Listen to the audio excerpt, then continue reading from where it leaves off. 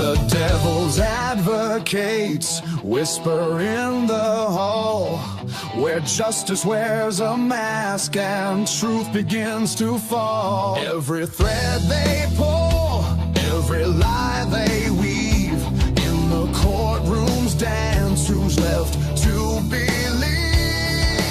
Oh, the devil's in the details, hiding in plain sight, innocent until the gavel steals the light. True crime echoes through the hollow night, fighting injustice with no end. The devil's in the details, hiding in plain sight, innocent until the gavel steals the light.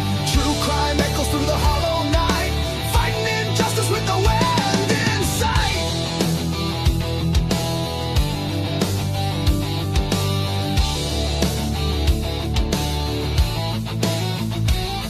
A photograph fades where the truth once stood, blurred lines between the bad and the good.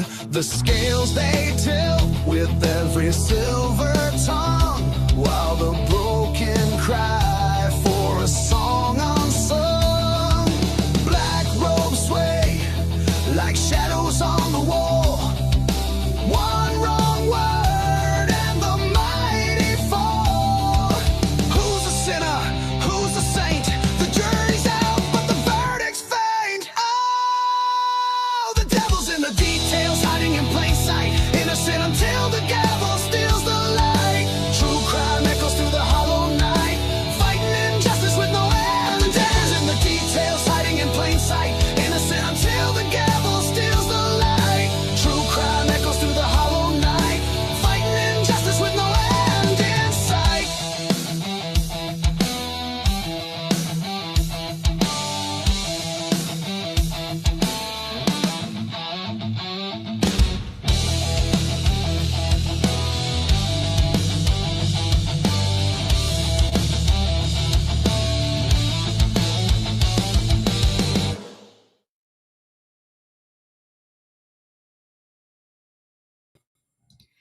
All right, everybody. It is a Saturday night edition of the Crimes After Dark show for the Devil's Advocates, and I have a panel next backstage, not next door, backstage. The wife's next door, but the panel's backstage. Hopefully everybody can hear me. I'm pretty sure everybody's waving at me at the backstage so they can hear me. That's great. I've got the routine down that when I say, I'm not sure you guys can hear me, everybody starts waving like a motherfucker backstage. But thank you all for letting me know that you're back there. We've got a full panel tonight, so looking forward to tonight's show. I don't have a script for these shows most times, and this is no exception tonight, but I did spend quite a bit of time today with the forensics document that was released and some of the details that came out about the crime based on the forensics report. And even though the pictures are redacted and you can't see most of the pictures, it did tell a tale. I know that some people like Dago and stuff like that have been talking about it all day long, and I just got to look at it a little bit today. And so we're going to talk about that as a panel and what I saw, and you guys can talk. If you guys have seen it yourself, you can provide your input. If you haven't seen it, you can just follow my lead, whatever the case may be. Let's bring our panelists up on stage in the order that they're backstage. Dago, you're first. What's up? Forget about it. What's going on? How are we doing tonight? I'm excited, and I'm excited to have you and your crew joining us. So let's do this. What the hell was that? Something. I just came out of my chair there. My apologies. No worries. I thought that was some kind of special. I don't know what they're doing in the living room out that way. I think they're playing a game. It's all good. So it's good to see you. It's I know that you talked today about the same document I think that I'm going to cover today.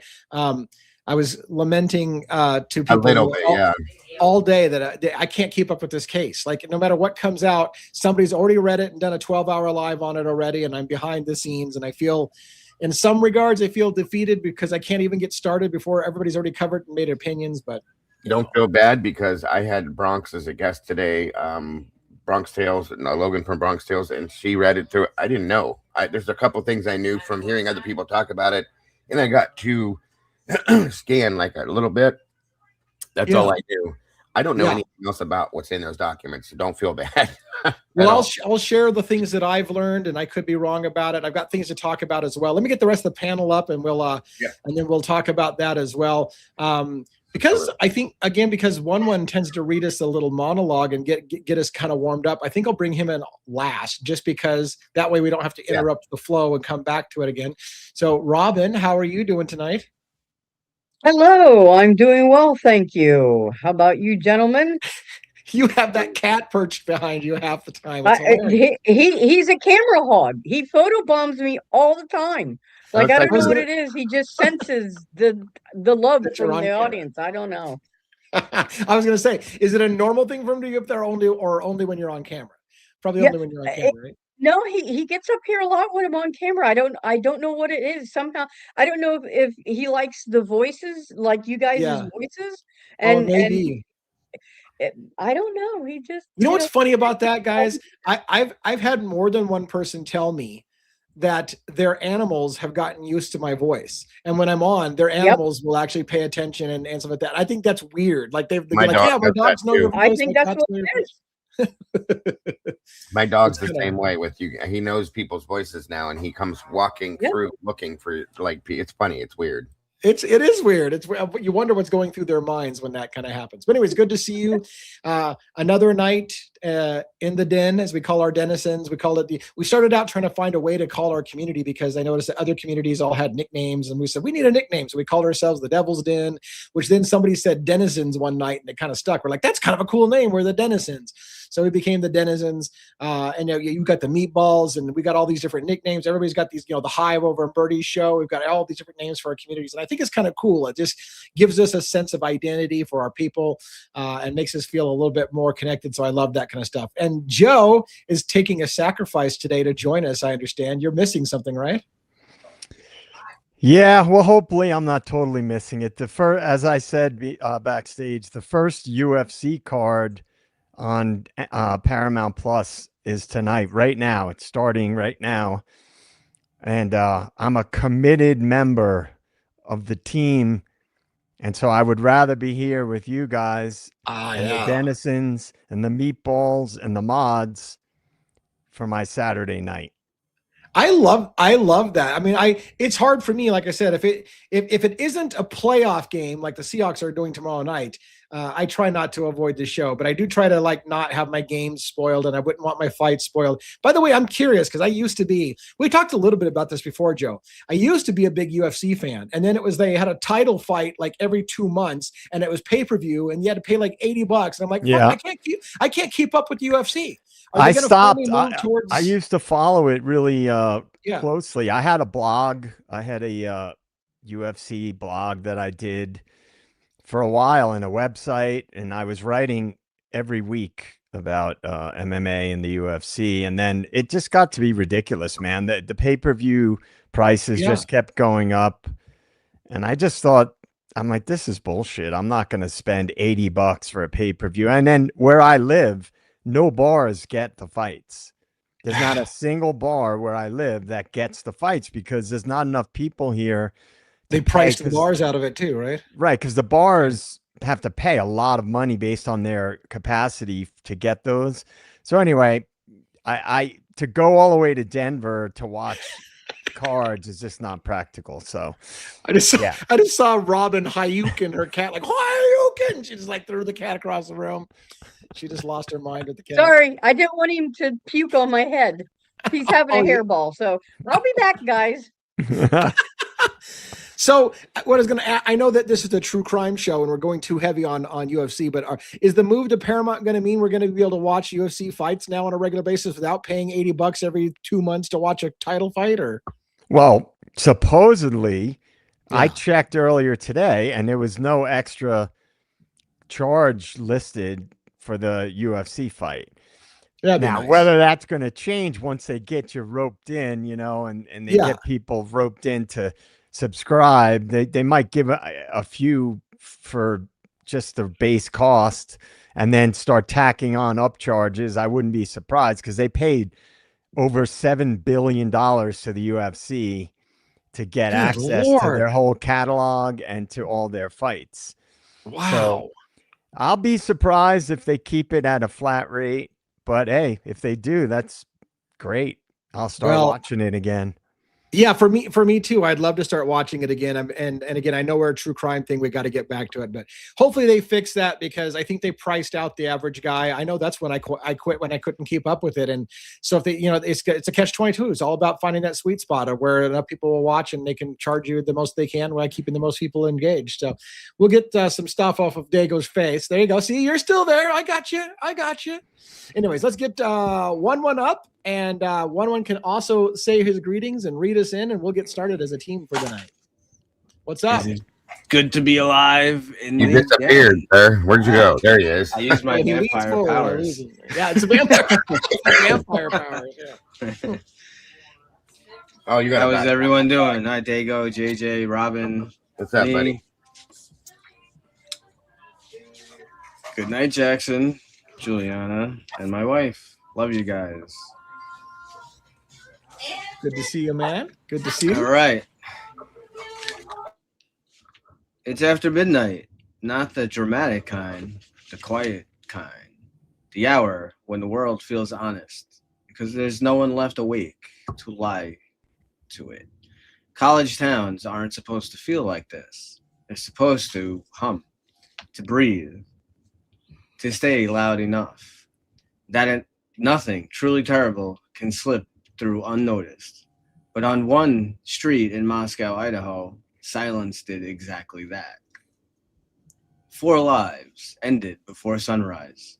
A house stood still, and the rest of the world woke up to a story that still refuses to sit right. This is Devil's Advocates, and tonight, we're not here to repeat headlines. We're here to sit in the spaces between them. Because the Idaho 4 case isn't just about what happened. It's about timing that feels off by minutes, details that arrive late, answers that sound complete until you listen a little longer, a timeline that looks clean on paper, but messy when you trace it hour by hour, a narrative that explains enough to move forward, but not enough to stop looking back. We're told the evidence speaks for itself, but evidence doesn't speak. People speak for it. And sometimes what they leave out is louder than what they say. Tonight, we slow everything down. We examine the moments everyone rushes past.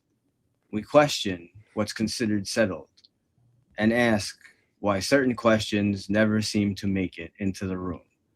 Not to provoke outrage, not to chase conspiracy, but because justice deserves pressure and truth rarely survives without it.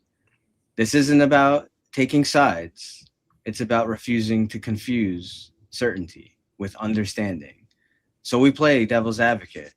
We test assumptions. We challenge timelines.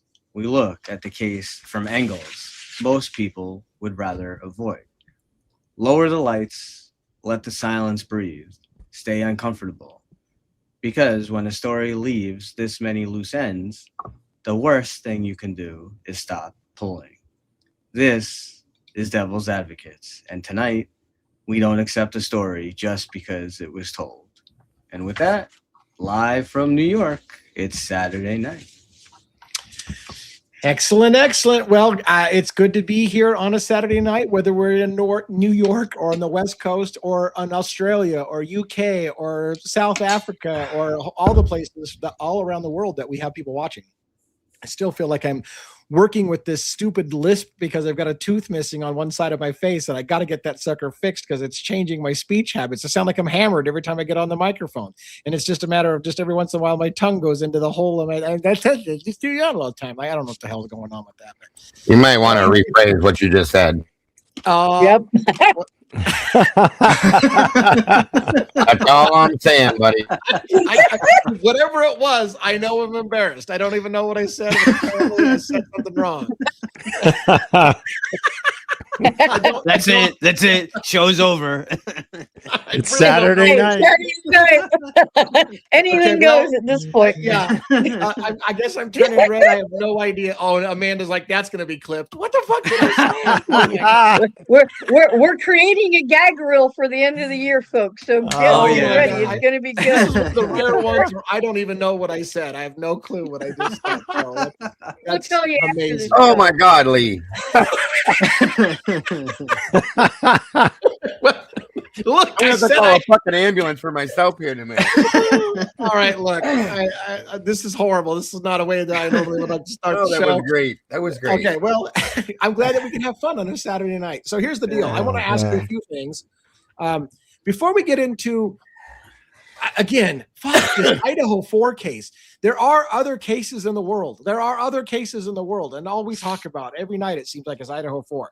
However, I just got told by my wife, by the way, that if somebody that she knows who started watching my show said, I only watch his show if he talks about Idaho 4. And I'm thinking, well, then what fucking night do you not listen to me? Because that's all we talk about is Idaho 4. But we really should talk about something else. By the way, also, real quick, we got flagged again last night for inappropriate content, and I had to appeal again every single night. Whoever out there is flagging us every single night, it would be great if you stop it, but apparently you're not going to. So I guess be a toddler. I don't know. We're gonna fight Why it is every it single not night. happening to me then? Because I don't get hit by it at all. I think somebody's got it out for our channel and they're flagging me every single night. So Yep. every single night, and hopefully hopefully we'll get the reviewers will get tired of one person constantly or whoever. And sometimes it's a campaign, so maybe we got a campaign. Whatever the case may be, I guess it's a sign of respect. Thank you for thinking that we're so important that you want to single-handedly take down the channel. I appreciate. Well, I mean, Yeah. they're giving you views too, so thank you for the views. Yeah. right. Thank you for the views as well. So, I wanted to talk about.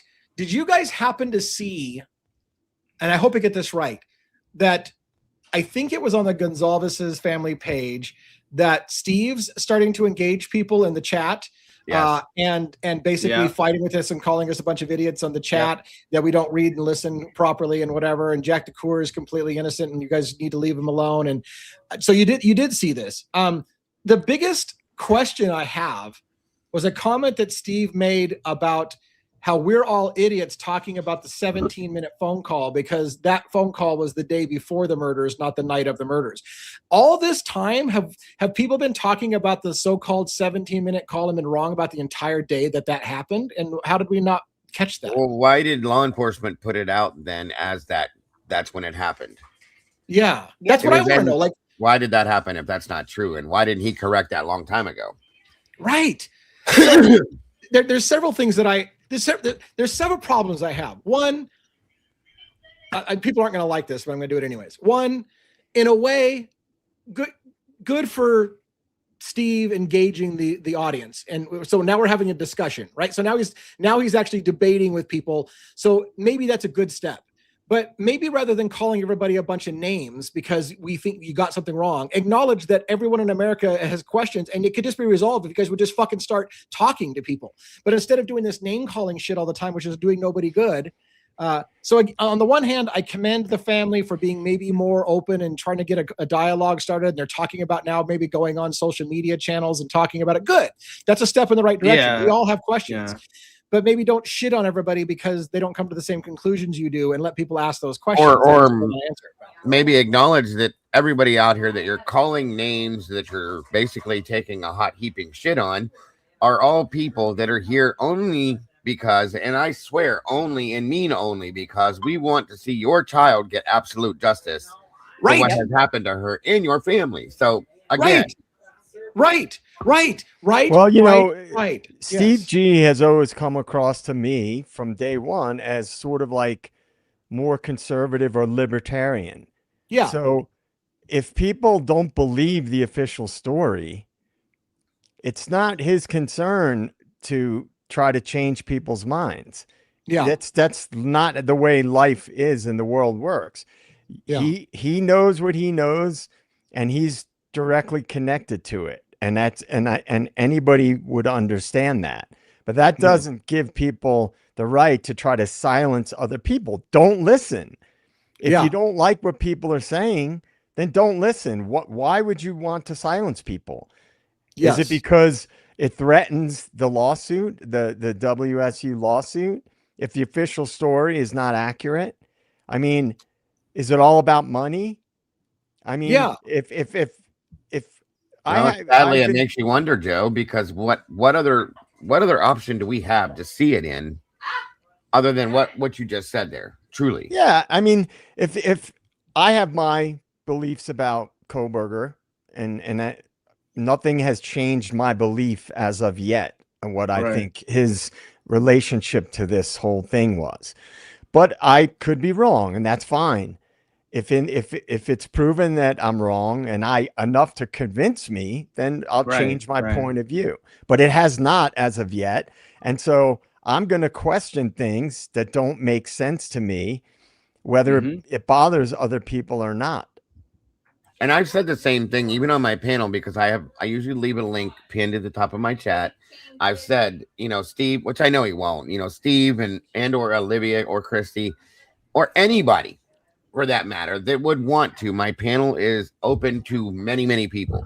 And if you believe that what we're saying or what we think is wrong, then please, please, I'm telling you, please feel free. Yeah. Come up here and tell me the truth. Let me know what I'm doing, what I'm seeing wrong, or explain to me why I'm seeing it wrong at the very least. And I would love, I've always said that. I have, just like Joe, my own feelings about Brian Koberger. If you have something different that would make me see the light, I guess as you would put it, then please come and show it to me. I want to know truly and honestly. I want to know what that is so that I can see what you're seeing because I don't understand it at this point. And Yeah, I want to. Yeah, I just want to add one thing to go ahead. that. Yeah. Yeah. Anybody who's watched and listened to anything I've ever said, the one thing that pisses me off more than anything at all is when people come on and try to silence other people. If you have a beef with what somebody has to say, then let your argument change their mind or present your argument in a productive and in a compelling way. Telling people, Right. crying about what people say because you disagree, you don't like what they're saying, is, with me, it's the worst thing anybody can do. Amen. Yeah. That's Yeah. Well, and it's like don't say it. Show it. Show us. and Show us the proof, and I can. Any of us will change our opinion. Show me the proof. yeah. So real quick, thank you, by the way, for the donation here, that we're all awesome critical thinkers and much appreciated. I appreciate that as very much as well. I do want to reiterate something Dago said. And again, like Dago said, they're not going to take us up on this offer, I don't believe. But let me offer this as well. I want the truth. And if anyone in the families, if any of the families want to come on, I will promise you this. We'll do it in any style you want, meaning if you want a live audience, we'll do it a live audience. But I would suggest a one-on-one. I will be extremely respectful. You will not get shit. I do have no intention of trying to be, and Dago the same way. I know that's going to be the case. I will give you a one-on-one thing, and we will ask questions respectfully, and we will, and I'll give you the opportunity to say anything you want to say to a group of people who are critical and willing to listen to the argument. And it won't be a shit show. You won't have to fight. You won't have to get upset. We'll do it low key. So the offer's out there, and I know Dago will be the same way. Hell, we could even do it together, Lee, if that's what Yeah. they would want. We can get together and do it with them together. Same damn way, guys, but nothing but, I want to stress this again. I know he did. Absolute respect given, period. End of story. 100%. Yeah, and that's why I would recommend, if they ever were willing to do it, that we don't do it live, so they don't have to read the chat, which the chat, we can't control the chat too much. I mean, the mods can shut it down, of course, but better so if we did it private. But again, I don't suspect they're going to take it up on that, but I just want to reiterate the same thing. Dago or I, or the two of us together, would be very, very respectful, and we would love to hear. And even if your conclusions are different than ours, we still would love to hear it from you in a respectful format. So I welcome you if you're willing to start opening that to do that. Yeah, and I would respect your feelings, thoughts, opinions, everything you think. I will show respect towards that. I may not agree, I may not believe that, but I will still show respect for that, as I always have. Yeah. So let's talk a little bit about the forensic stuff that came out, because one of the things, this is a bridge between the Steve Gonzalez talking about Jack and the forensic documents. One of the things that Steve said, if it was him in the chat, was Jack DeCour was still a suspect late in the game. So he was clarifying that Jack DeCour was still a suspect late in the game, but he was ruled out for 3 reasons. He listed, he was ruled out because of his DNA excluded him from the scene. That part I have a problem with, and that's why I would want to talk to Steve about that. How can you exclude Jack DeCour from a scene in which he's been in that house tons? His DNA is in that house. There's no way his DNA is not in that house. So how can you exclude someone by DNA when you know he was in the house? That doesn't make sense, right? Right? But the other things he said is Jack DeCour was excluded because his cell phone and visually it's seen that he went to his house and never came back out. And again, that's not proof of dick. Now, at the end of the day, if there's other things that we don't know, but those 3 things don't add up. And again, I would want to be respectful. If there's more that you know that why we're all idiots, rather than say we're idiots, why would just let us know what the more of it is, so we can shut the hell up about it. Because I would love to shut the hell up about it. There's no part of me wants to accuse or even remotely suggest somebody was involved that wasn't involved. I want to exclude people at this point. It's the same thing I'm trying to do with Brent Kopacka. I want to stop talking about Brent Kopacka as a possibility by finding that smoking gun that says there's no fucking way he was involved, so I can stop talking about it. So until I can stop talking about it and asking the questions, give me something that makes it definitive, that's it. That end of story. Can't have done it. I would love that. I would love nothing more than that. Amen. And I agree. Yeah, exactly. That's all we're looking for, is something to put it to bed. And if it can't be, then don't get mad at people still asking the questions. And I just wanted to say, for the record, I don't think Jack D was the person. I don't think he was the perpetrator. I just don't think for a lot of reasons. There's a lot of reasons why I don't feel strongly. And early on, I had considered that for obvious reasons. He's the ex-boyfriend, he's jilted, he's devastated, et cetera, et cetera. But I don't think that he is the perpetrator, in my opinion. So I think we've talked about a variety of different scenarios, and that one, just for me, logically, I can't connect the dots and make it make sense to me. Just for the record. And I'll agree, Joe, with Joe. I've never thought Jack DeCour could be. I don't think he can commit that crime. I don't think physically he could do it. Do I think he may have more knowledge than what he does? Yeah, that is absolute something I've always thought. But do I think he hands-on went in that house and committed the crime? Absolutely not. No, I can't make myself believe that. Just like I can't believe Brian did it either. But I do believe that Jack DeCour really does know something, or a lot more possibly than what the world believes he does. Sorry. And just because we're on it and everybody's sharing their feelings about Jack, let me speak about my own position. My position maintains, because I agree with you. On some level, I don't think Jack was capable of doing it. So I agree with you on that. But this statement is not contradictory to that. The first person you ever look at in a crime is the ex-husband, the ex-spouse, whatever. That's the first person you look at. He should have been suspect number 1. And apparently maybe he was, now that we see some documents, suspect number 1. So that's, and you really, really need to know that you can rule that person out, because that's suspect number 1. So that doesn't go away. And then second of all, there's bridge things that does it. Maybe Jack didn't do it, but knew it was going to happen. Maybe Jack didn't do it, but actually, covered up for it. But there's a lot of other ways in which whether you guys are talking about whether physically he could have done it or not. I agree with you. Like, my gut tells me that's, the killer isn't Jack. That's not, my gut tells me that. But does that mean that there's no involvement whatsoever? That I don't know that you guys have convinced me, and I don't think you need to, that there's not an involvement somewhere. But that's just it. We're just asking for connections, right? I read something today. I think it was on Reddit, I believe, maybe, where someone said emphatically that it was a robbery. Someone knew it was a drug house. People knew it was a drug house, and that they knew there was a party the night before, and that they knew there'd be, if it was actually a drug house, there'd be a lot of money in there. Now, I disagree with this theory for this simple reason that in that case, one person wouldn't have been brutally murdered way worse than the others, and it wouldn't imply just a robbery, right? You wouldn't have to carry out such an extreme crime for a robbery.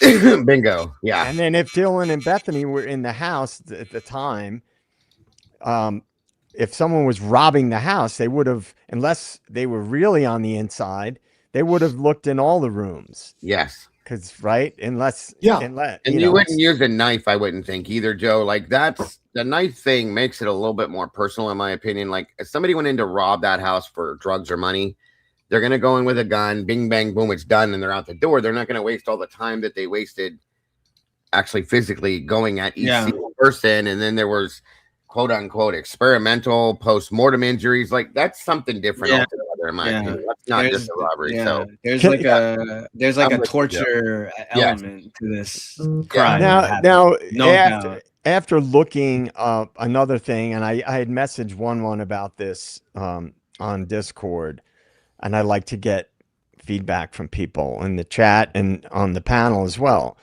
I really spent a lot of time looking at the light bulb images, and I have to play devil's advocate with myself because I had said I think it's Maddie in the opposite reflection. And after a lot of, hours looking, and you know how sometimes those pictures that have like two images that you could see it either way, but you have to like really stare at it. Yeah. Here's what I think. This is just a theory.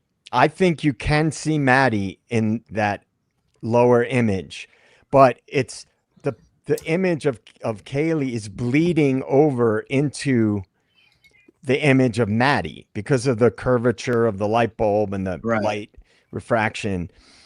I did find in one or two of those pictures a separate, what looked like a body in a part of a body in a separate angle. And the image of Kaylee's face is kind of almost projected, blurring it a little bit. So after looking at it for a long time, I do think that I can see where Maddie is in that lower portion of that light bulb image. Well, they did say in the documents that Kaylee is kind of resting a little bit on top of like Maddie's, I believe it's Maddie's like right side. So that makes sense. And Kaylee was close, right up kind of to the wall, but she was lying partially, like her left shoulder and stuff was kind of lying up over Maddie a little bit. So I mean that does make sense what you're saying. So yeah, anyway, I had messaged one about it, and I wanted to mention that because I had originally thought it was only Kaylee's reflection in the lower left side of that light bulb image, but I'm starting to think that I see certain things that look like you can see Maddie a little bit too. See, I have people telling me they don't see. I did what you did. I stared at it. I took a magnifier to it. I blew it up. I shrunk it down. I spun it around, flipped it out. But you know what I mean? I did everything I could with it. Yeah. And I see Kaylee, period. To the left side, I see what I think might be the photographer taking the picture. But there's people telling me they don't see Kaylee at all. They think it is somebody with forensics wearing the white Tyvek suit, so on and so forth. The face itself, guys, to me, looks just like Kaylee. I can't get away from that. But JJ, I think it makes perfect sense what you said. I mean, what Robin is referring to, it's like number 5 here in the sheet. It says Madison and Kaylee are lying on their backs. Miss Goncalves is partially lying on top of the right arm, right shoulder, and upper torso of Miss Mogan. Obviously we can't see, it's blacked out, but so she's kind of lying over her. So I want to share some kind of bombshells in a way that I found from the document, but I'm glad that we're a little ways into the show before I say this, and I'm trying to decide how to do this. One, what I want to talk about is graphic, but we're not going to show graphic images because there's no graphics images to show, so you don't have to worry about that. But it is going to get graphic if we do what I want to do. So I'm kind of getting a sniff chest from you guys. There's a couple of bombshells I want to discuss. One, the documented in writing, not in pictures, in writing, damage that happened to Kaylee versus the other victims, because that's a big discussion, right? People are saying, well, Kaylee got it worse than other people. I want to read to you, if you don't think it'll be too icky, to read to you the description of the wounds that are written down. Is that too icky, you think? No. You think it's okay? No. And then I want to talk to you about another big bombshell, which is what I said for a long time. Cross-contamination is going to tell you everything. Where does the blood flow? If the killing started on the 3rd floor, you should see blood then of those victims show up on the 2nd floor as it moved to the 2nd floor, or vice versa. Some of that was kind of documented in the document. So I want to talk about the blood flow as it looks in the scene. And then I want to talk about the bombshells of the fuckery with the renumbering of evidence tags, which really bugged the piss out of me. All right. Thank you for bringing that up, sir. Yeah. All right. So yeah, there's a bit of a trigger warning as we're going to talk about the graphic imageries. So long has been discussed. Kaylee got it worse than everybody else. Kaylee got her injuries were different. The points of damage, as Steve Gonzalez said, were different. And again, as a warning to the Gonzalez family and all the families, if for God's sake you're listening to True Crime on us for some reason, which you shouldn't be, I would recommend you don't listen to us describe in detail things that you already know and you don't need to hear. All right. So for the rest of us, let's talk about the autopsies. So in this document I'm going to show on screen, remove this, add this, and share screen. All right. So this is from an exhibit on the forensics data. And oops, you're not seeing it because I haven't added it to screen. These autopsies are in reverse order. We're gonna get to Kaylee first, and then we're gonna get to Maddie, I think, and we're gonna get to Xana, and we're gonna get to Ethan. If you look at the timestamps in the document, the autopsies were done in the reverse order. So the first one we're gonna look at is Kaylee. She was done at 4:50 p.m. The other autopsies had already been done. She was the last one done. So you're gonna see her discussion first. But I want you to pay attention to some of the way it looks in writing. Kaylee Gonzalez's injuries. Cause of death, multiple sharp force injuries. Significant contributors to death were blunt force injuries to the head and asphyxial injuries. Now, asphyxial injuries, we talked about this a little backstage. Some people think that means that she was choked to death. It could simply mean that she was choking on her own blood. That would be consistent. It's a contributing factor to the multiple sharp force injuries. And again, if we didn't say so already, trigger warning on this kind of stuff. It is, and unfortunately, I had to keep the parental advisory up and put it right on top of Joe's face. Thank you. Yeah, but you know what? Your eyeballs are kind of looking over it. So there's that. Yeah. So listen, Kaylee received stab and incised wounds of the scalp, face, and neck over 24 times. Over 24 injuries to the face, scalp, and neck. 11 times incised wounds to the chest. 3 stab and incised wounds to the upper extremities. That could indicate defensive wounds like arms, hands, fighting back kind of thing. Punctures of the outer table of the skull, injuries to teeth and tongue, perforations of the subclavian artery and vein, which is in the neck, the hemorrhage into the chest cavity. Blunt force injuries include scalp laceration, bleeding around the brain, nasal fracture, which again, people said she was punched in the face, whatever, scrapes on the nose and cheeks, bruising around the eyes, patterned bruises extending across the lower face. Petechial hemorrhages were present in the eyes and mouth, and blood alcohol concentration of 0.107. So not real drunk, just barely over the legal limit for driving, right? Well, I guess it's 0.08 in Washington State, and I don't know what it is in New York. Idaho. Same for us. But anyways, so listen to the numbers, right? 24 plus stab wounds to the head and face, 11 to the chest, 3 to the upper extremities, and some other blunt force trauma. I want to compare this with Xana's. I'm going to jump down to Xana's. Xana Kernodle. Again, cause of death, multiple sharp force injuries, including abrasions and contusions to the head, torso, and extremities. Significant findings include stab and incised wounds to the scalp, face, and neck, 23. Stab wounds to the chest, 7. Stab wounds to the abdomen, 4. Incised and puncture wounds of the back, 3. Incised wounds, upper extremities, 25. Incised wounds of the lower extremities, 5. Punctures of the outer table of the skull, perforations of the jugular vein, heart, lung, pulmonary blood vessels, hemorrhaging of the chest cavity, wounds extending the bones of the right hand, scrapes, bruises to the face, torso, extremities, blood alcohol concentration of 0.229, significantly more alcohol, and amphetamine levels. But to me, the first thing that jumped out is, if I were to look at this on paper, Xana got it worse than Kaylee. If I were to look at it on paper, she's got about the same number of attacks to the head, but she's got a whole crap ton more to the stomach, the back, the upper body, the extremities. And yes, she was fighting back. As Kathy Mabbitt said, the coroner, she put up one hell of a fight. But it leads to the question. Steve was very adamant. Kaylee's wounds were different and more significant. We've heard online Kaylee's wounds were way more significant. Someone described it very, very graphically as basically like a deer hunting scene. And I'll let your mind run with that on its own. But the point being is, on paper, on paper, it looks like Xana got it worse. And maybe it's because Xana was fighting back. The other thing I noticed and I'm going to then let us talk about it before I move on. The other thing I noticed was Xana was the only one out of all the descriptions that they gave that had blood on her feet, indicating that she was erect and standing and walking in puddles of blood, and that she had struggled and she had rolled over and she got stabbed in the back, and there was a lot of struggle with her.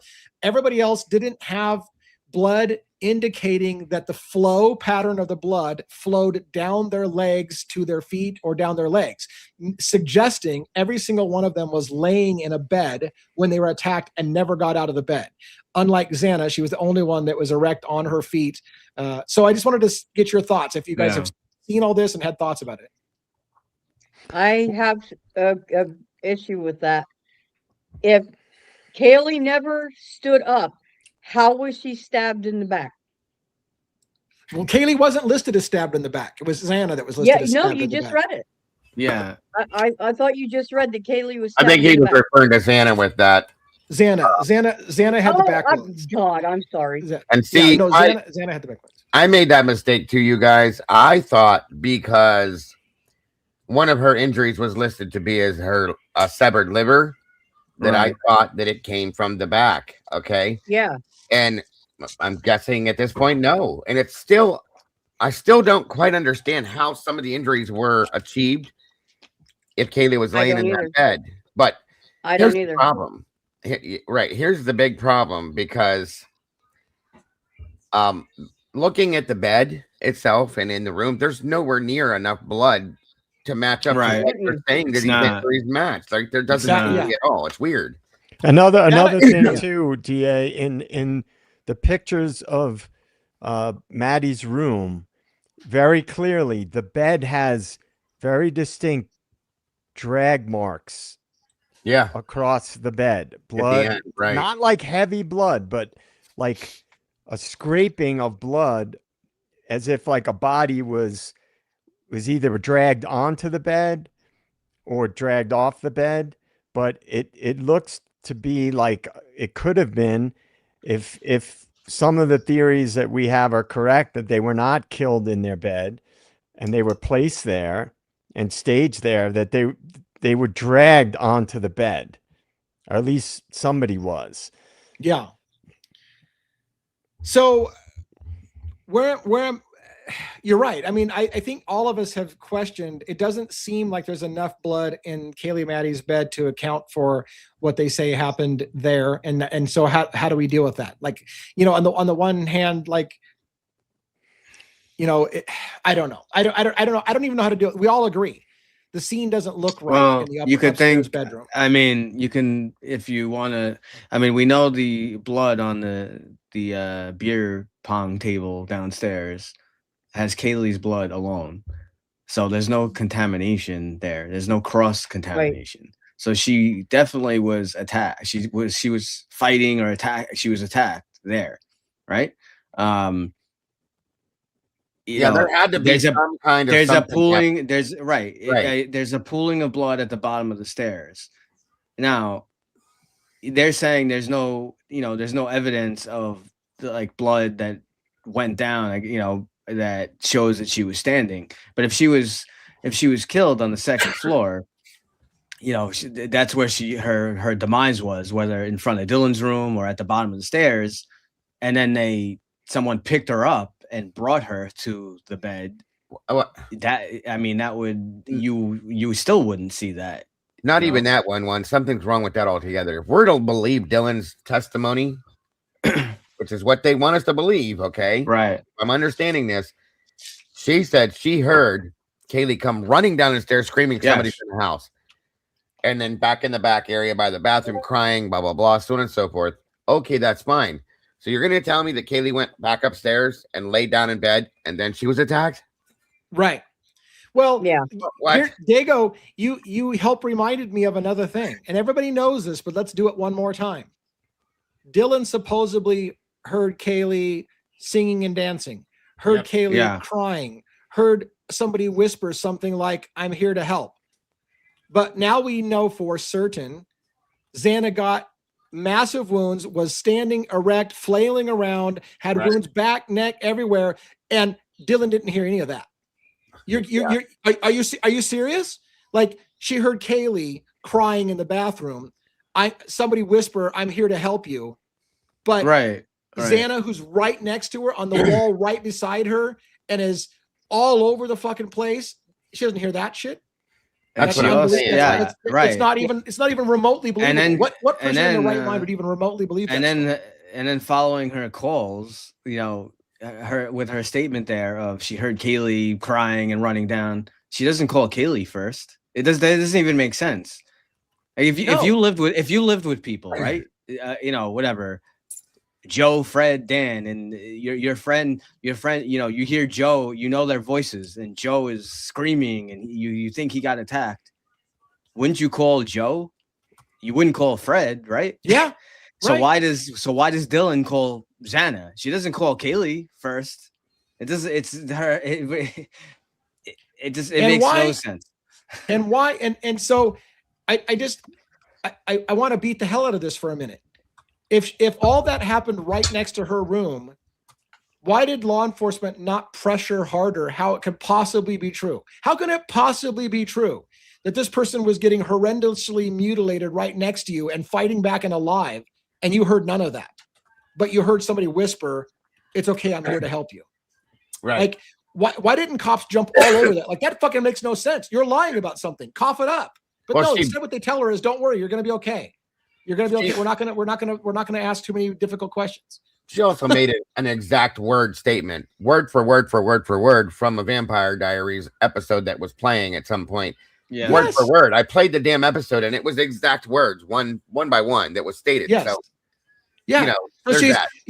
At best, for her case, what happened is she's conflating things in her mind, and she did hear that episode and she doesn't remember because she was too drunk or whatever. And maybe she's conflating something in her mind and she remembered something, but it's out of order. If that's the best you can do to try to give her the benefit of the doubt, is she's out of order on what she heard and what she, what she remembers. But I'm going to tell you, I've been formulating versions in my mind of what I think happened now based on what we have. First, I'll talk about Kaylee. I believe that Kaylee and Maddie, definitely Kaylee, were attacked on the second floor, and then that tried to get away, and at some point ran upstairs, and then the killers basically attacked them further right at the door of their room. And then the struggle was happening partially in the room because there's blood specks on the walls and stuff in Kaylee and Maddie's room. Right. So some kind of stabbing or something happened in that room, or punching or whatever, that caused some blood spatter, which was on the walls. Mm-hmm. But I think that the really bad wounds may have been outside of the room.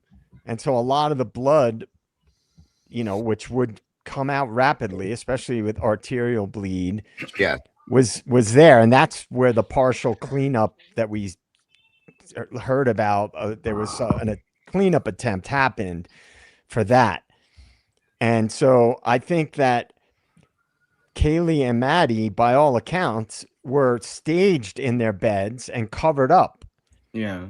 Right, Yeah. which does not, like to Dago's point, jive with them being attacked in their beds. Not at all, right? Because No. there would be blood all over the covers that are on top of them, and the only blood we see in the bed were some spots of blood on the sheets over the mattress. Mm-hmm. And so that would, to me, imply that they were placed in the bed after they had already bled a lot. And so I don't know how you're going to feel about this. I don't know how you're going to feel about this, but one of the things that was repeatedly stated by the forensic specialist that said she processed the crime scene on the 17th, I believe it was, of November. Mm-hmm. She stated repeatedly, there is no evidence whatsoever that suggests that the individuals were killed outside of the room in which they were found. She repeats that over and over again. There is no evidence whatsoever that indicates that they were killed anywhere other than the room in which they were found. And she gives all these reasoning for saying, no flow patterns down the legs that indicate that they were ever erect or in a different position. So I'm not saying it didn't happen, but what I'm saying is what do we make of that? If it did happen, did the forensics specialist go along with the cover up and lie about it? Or was a cleanup done so well that the forensic specialist missed it and couldn't have seen it because it was cleaned up? Like, what is the answer between the forensic specialist emphatically saying there is no sign that the people ever left the room in which they were killed in? That's kind of where I was getting ready to mention that we're taking what they're saying in the forensic reports.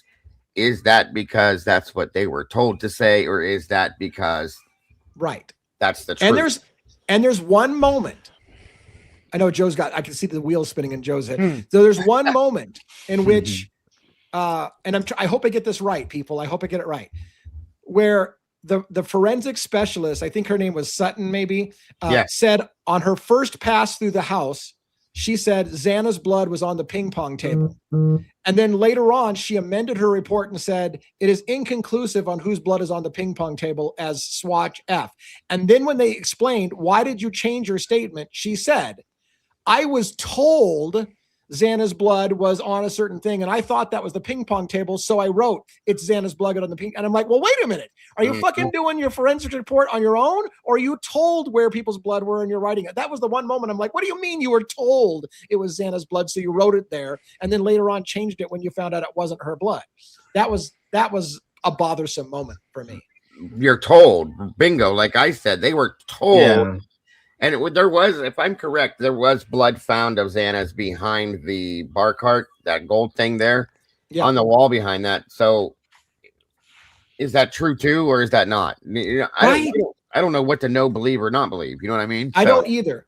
So let me show you. I just wanted to say, like, based on the body of evidence that we've seen and based on speculating, obviously, just like a profiler would do, you speculate based on a crime scene.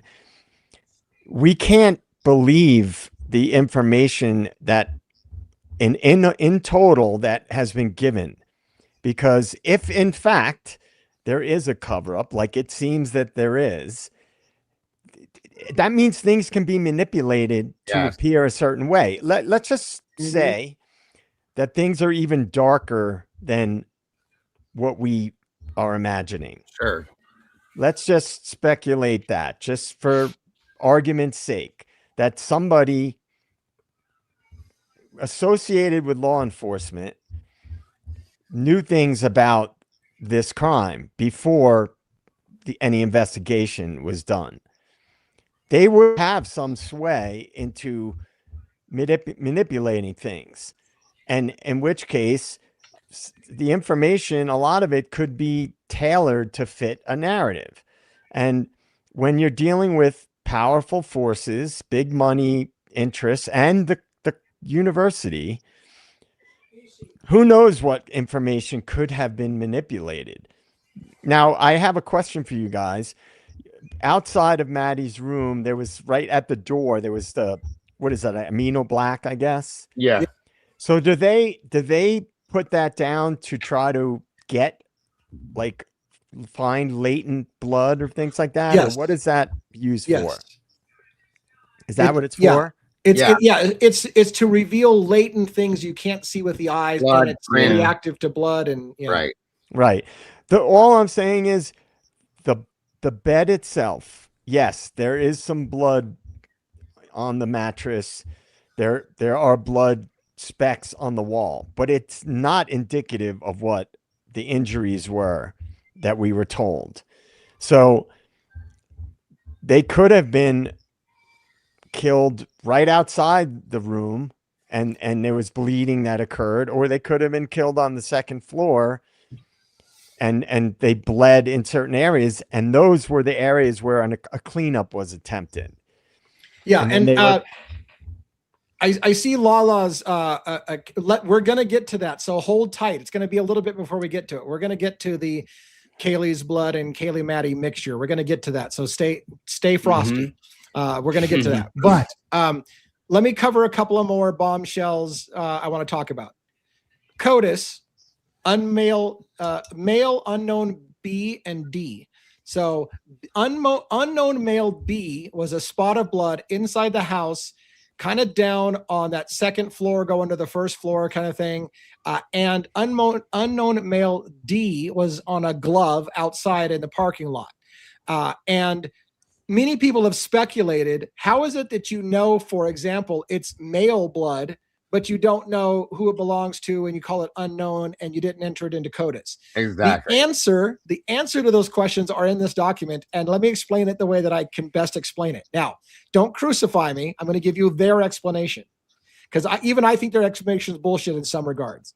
One, a presumptive test, meaning we're going to presume that it's blood and we're going to do a presumptive test on is it blood, will give them the markers on whether it's male or female. Like they'll get that marker saying, oh, it's got this spike that shows Y chromosomes and therefore it's male blood. That's how they knew it was male blood, because they did a presumptive test to see if it was blood.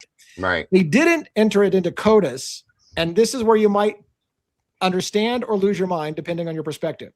They said unknown male B blood was too far away from where the bodies were to be related to the crime, because the house was a party house and could have potentially biological material from anyone.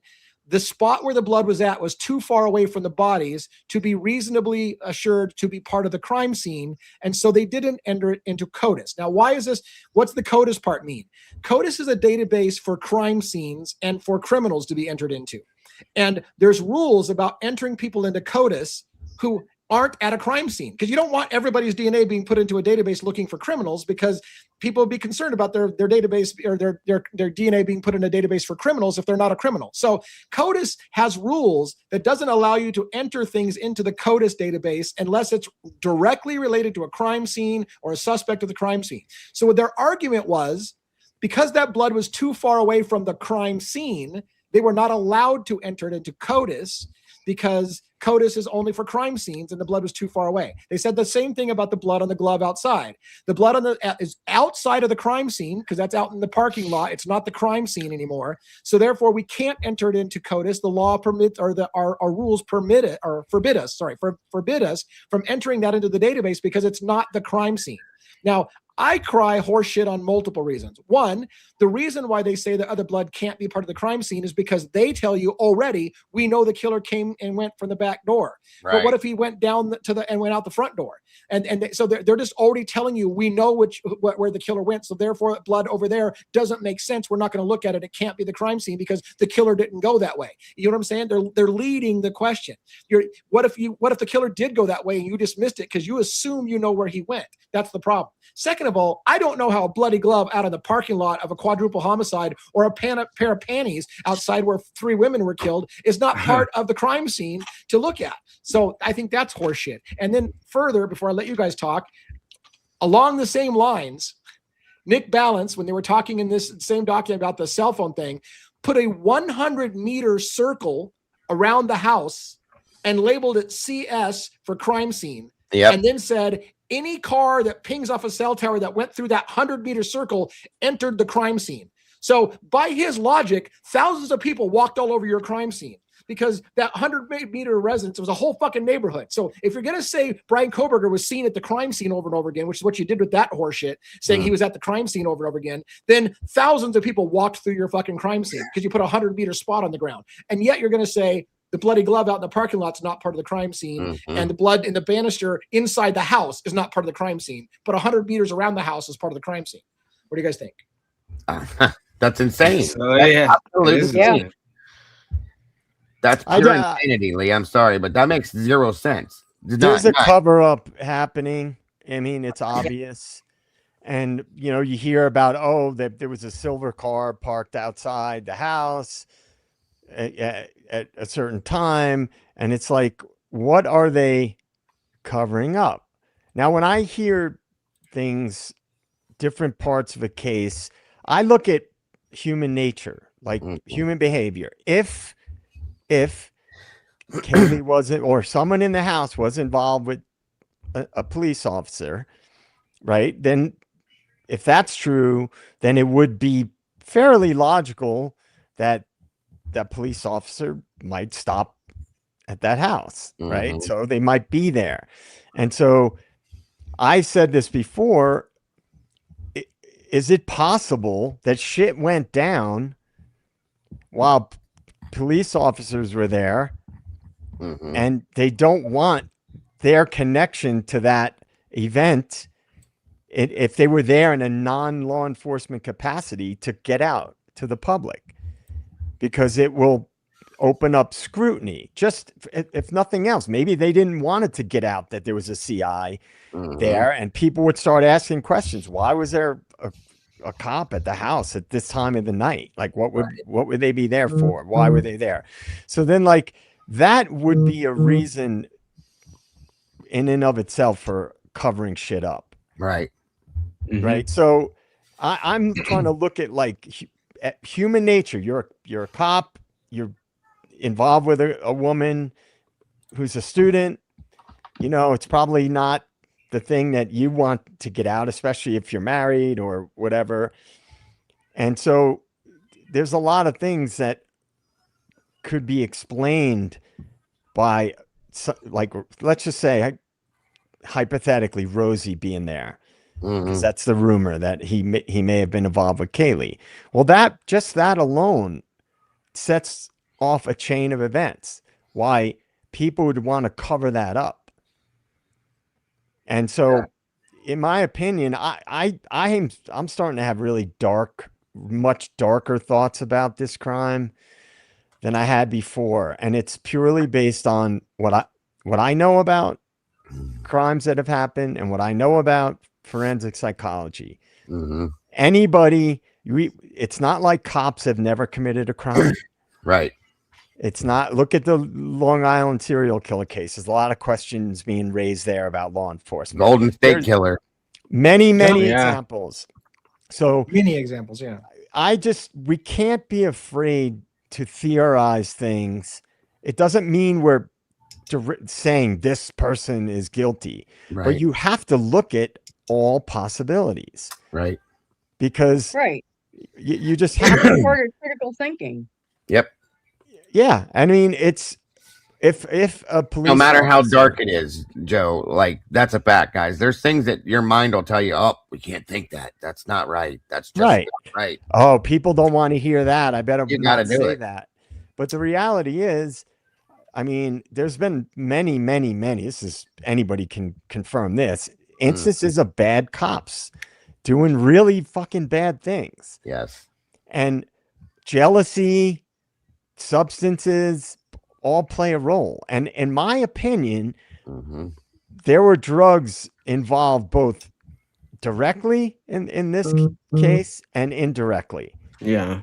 So I think for a crime that violent to occur, in my opinion, it would have to be either very personal, either drugs were involved, people were high, or both, a combination of the two. for it to be as brutal as it is. So anyway, I'm just putting it out there because my mind is starting to go to things that have been sort of like taboo to talk about. Yeah. And, you know, anyway. Right. Yeah. We're gonna get to a few more bombshells, and then we can continue to banter this around for a while. I'm gonna give you a few more bombshells. One of which, by the way, I'm gonna tease something coming up in a moment because it's the biggest bombshell in my opinion, the biggest one. But there's a lot of talk in the forensics document by Sutton about diluted samples of blood. There's a lot of talk about diluted samples of blood, and she uses a wording that says Kaylee's basically what she says is Kaylee's saliva and or snot, right? Mucus from the nose or mouth or spit from the mouth could have been the substance that diluted the blood sample. So she'll talk about how the blood sample's been diluted with another liquid, which cannot be excluded as being saliva or mucus from the victim itself. So like if they had spit up or if it's a mouth injury or whatever, right? And so several times a lot of times she makes this sample was diluted and it cannot be excluded that the victim was the contributor of this other liquid. Later, you're going to find out officers diluted the samples on scene before Idaho came and processed the scene, and they were the ones that diluted the samples. And so when they called her on it, when the defense calls her and says, look, these samples are not diluted because of the victim's saliva and mucus, her response was, I didn't say it was. I said that it could have been. It's the typical, it's consistent with bullshit. The cops that diluted the samples. It goes alongly with that same thing with that jacket that belonged to Dylan that Blaker found and realized that, oh, wait, I need to go dump amino black all over this and completely destroy it. All the evidence and any on it, it has to be destroyed now. So, yes, bullshit. It's so much bullshit. So I'm sorry to interrupt, but yes. No, again, I'm kind of teasing ahead of time because I want people to realize there's a big shocker coming in the discussion. And this is going to take us a little bit to get through. I want to show on screen now. I'll be right back, guys. All right. I've said before, cross-contamination will tell us the answer to things like, did the killings start on the third floor or did they start on the second floor because of the cross-contamination between the scenes? So now comes a little bit of that evidence.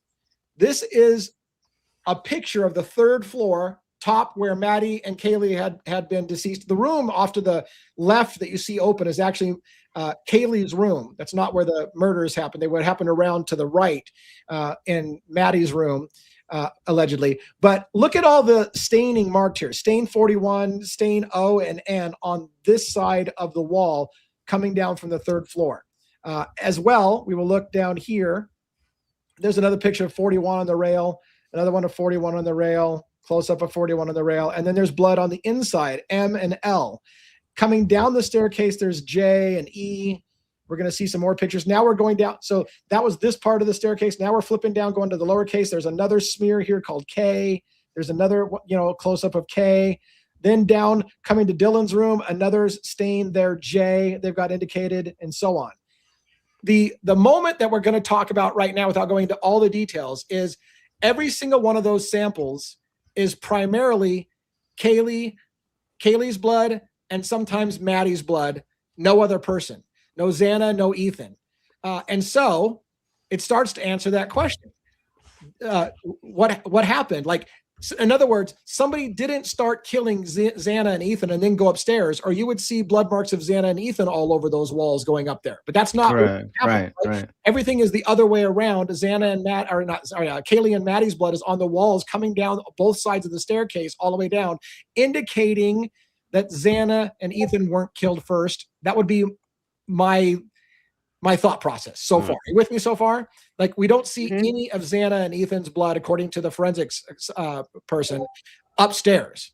All of it is Kaylee and Maddie's coming down the stairs, and then a mixture of Kaylee and Maddie on the second floor where Ethan and Xana were killed. Does anybody question still the possibility that Xana and Ethan were killed first and then they went upstairs the same killer? Or do we feel like, I mean, how do you feel about Well, if you have multiple killers, right. I mean, they could both, you have one or two people attacking Maddie and Kaylee, and you could have another 1 or 2 people who are attacking Ethan and Xana. Yeah. And it could both be going on. It doesn't necessarily mean that one happened and then the other. They could both have happened relatively close to each other too, or like at the same time. Good point. Now on the screen, I'm going to show you a few more things. We're going to start to move to that shocker. This is the ping pong table. So coming down the stairs, you've got this ping pong table. There was a stain on here, number 39, that allegedly is primarily Kaylee Gonzalez's blood on the table. There's stain F, which is a swipe stain right here. So there's 39 close up, and there's kind of like a very diluted.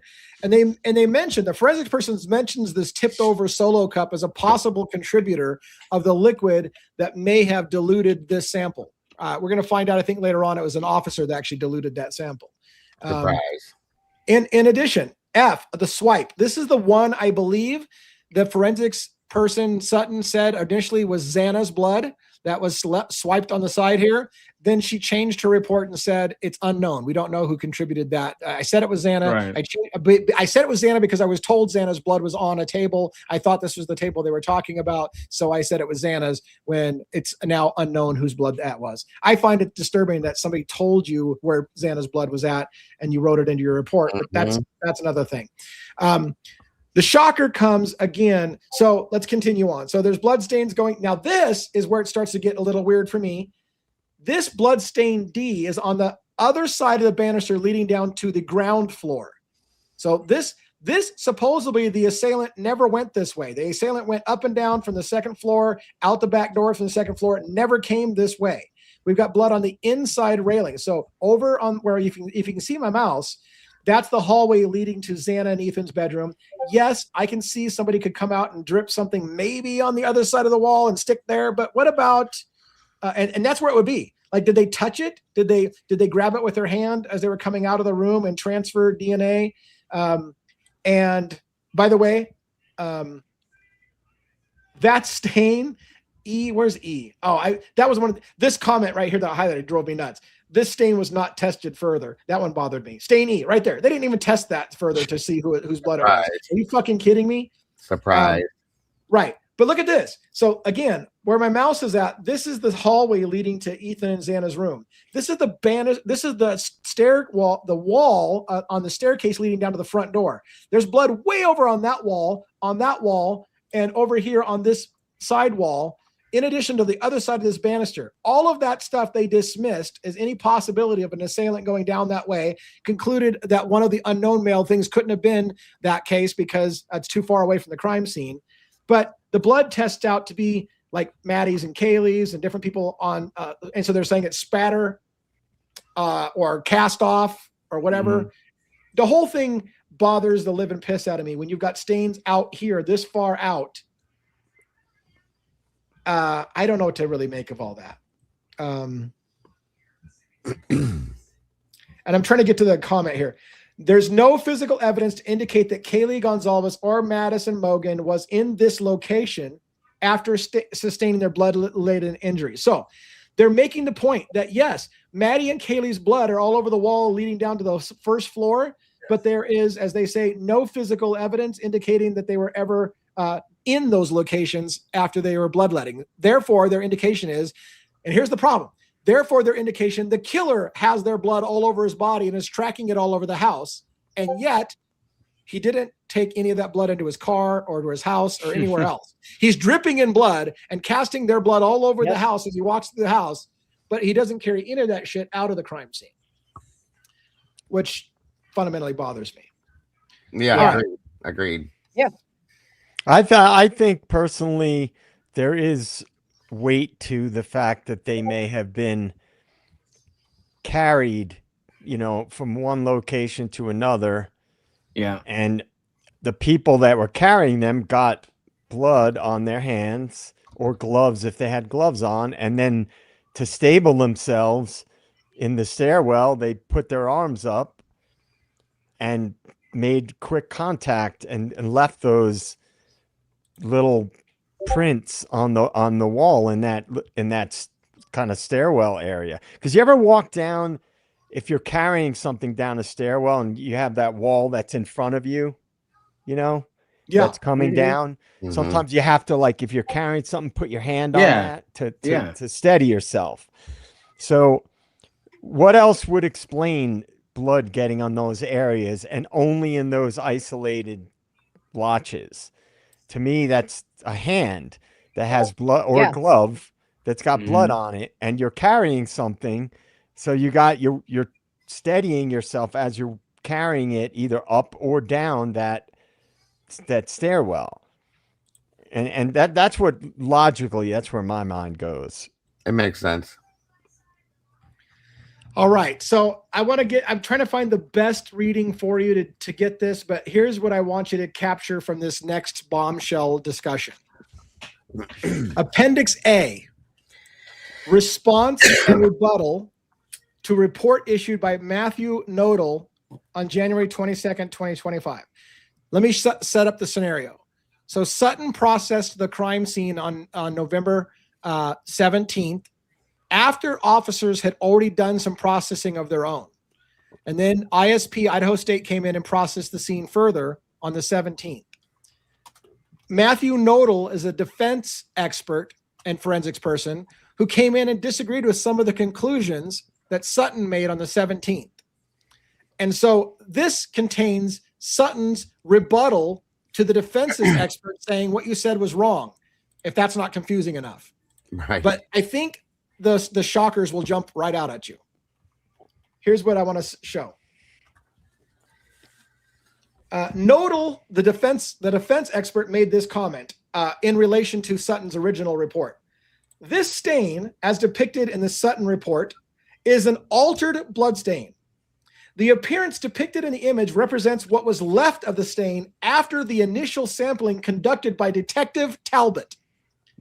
Detective Talbot had already fucked with that scene and had already sampled the scene and already diluted the blood stain. Sutton said, hey, look, you see a diluted stain, which might be consistent with saliva or mucus from the victim itself that diluted it. And what this forensics expert is saying is, no, the detective diluted that sample. It's not saliva or mucus. We know exactly what it is. It's the detective using water to dilute that sample to take his own test. But it gets worse. Original images of the stain show it to be a small spatter, black and white, numbered placard number 42 of Talbot, the detective Talbot.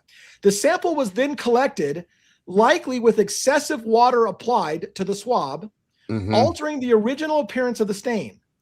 Days later, when ISPFS, that's the Idaho Forensics Lab, processed the scene, a yellow sticker, numbered 42, was placed, and after collection, appearance photographed. So a different sticker was placed on the evidence after it had been altered by Talbot. That stain was never DNA tested, and therefore it cannot be attributed to originating from any specific individual. The misidentification of this sample may be associated with the renumbering system employed by Detective Payne. Detective Payne came in and renumbered samples after they messed with the samples. Are you catching this? Isn't crazy. Renumbered samples. What's that? Isn't that interesting? It is very interesting, but it continues. So Sutton responds to the defense having a problem with this and said, regarding the alteration of stain 42, my description of 42 was based on its appearance in image 4587. Mr. Nodal had the advantage of seeing the stain in situ. So what does that mean? It means Nodal saw this stain in its original format, and this person who wrote her report saw it after it had already been altered by police. So that's interesting. Nodal saw it in situ. He saw it as it was. In the original stain, if the original stain was in fact collected by excess water, I agree with Mr. Nodal's opinion of it being an altered, spattered stain. So she's saying, I guess you're right. You saw the stain originally. You're telling me it's been altered. If you're right that it's been altered, then I guess you're right. It's been altered. I didn't come to see the scene until after you had already seen it and the cops had already processed it. So she's admitting. And again, regarding the DNA profile of stain 42, I was unaware of the change in the numbering system. So the forensics person's unaware that they've changed the numbering system of evidence. I was unaware of the change in the numbering system as it correlated to the description of the agency number in the ISPFS worksheet described by Mr. Nodal. The misidentification of this sample may be associated with the renumbering system employed by Detective Payne. And why? Does it give a reason why it was renumbered? I never saw a reason as to why it was renumbered. Right. I never saw a reason to why it was renumbered. Once again, Joe, the fuckery is real. It's a colossal level of fuckery. It's real. And I don't understand how, as a judge, you look at this shit and you just go along and everything is hunky dory. As a judge, you should have said. I mean, you got two different judges who just thought, oh well, you know, who cares if shit gets renumbered or whatever? We're still gonna, you know, I'm still gonna allow the prosecution to pin everything on this one guy. I have to bring something up because I'm never going to stop alluding to this stuff. If hypothetically Kopacka had some involvement in this, just hypothetically, we've thrown around this idea before. Mm-hmm. The feds, the military, specifically the military, have complete dominion over a town, of course, a city. This is not even in question. Literally, under national security laws, they have dominion, period. For people who don't know, the CIA can literally walk into a police station where they have a murderer, murder suspect, and literally walk out with them released. Yeah, literally. I'm telling you guys. I promise you, I'm not making this up. In some senses, the FBI can do the same thing too. Yeah, anything that on the federal level that can be connected to national security in any way, has dominion. So every judge, like, we're all sitting here going, how the fuck is the judge not addressing this? Because if they got the order, if they got their marching orders, they are going to march. Believe me, it's I know I'm getting fired up about it. I apologize. Good reason to get up. Sorry. This kind of stuff gets me really fired up. But so I just want to let people think, because I always say, why? Why wouldn't a judge address these things? Yep. Why wouldn't good people come forward and go, hold on a second, none of this stuff adds up. I'm not going along with this. Because if the big daddies in the government and the military and intelligence related agencies say, no, we can't let this get out to the public. Right. Once you get your marching orders, that's it. All bets are off. Nobody plays the hero when you're talking about that level. They do not, because we all know what happens if you try to play the hero when you're dealing with these levels. And so whether it be the military, whether it be intelligence related, or the university, which is, we're talking about billions of dollars if you connect it to the banking industry. I know I sound like a broken record, but this can't be overlooked, because who else would have the resources and the power to make a case, the real details of a case, completely get washed over and whitewashed? There's only a few things that could accomplish that. Right. So JJ, I have to say, it sounds like you ordered the code red. You're goddamn right, I ordered the code red. Yeah. Thank you, One. That was good. That was good.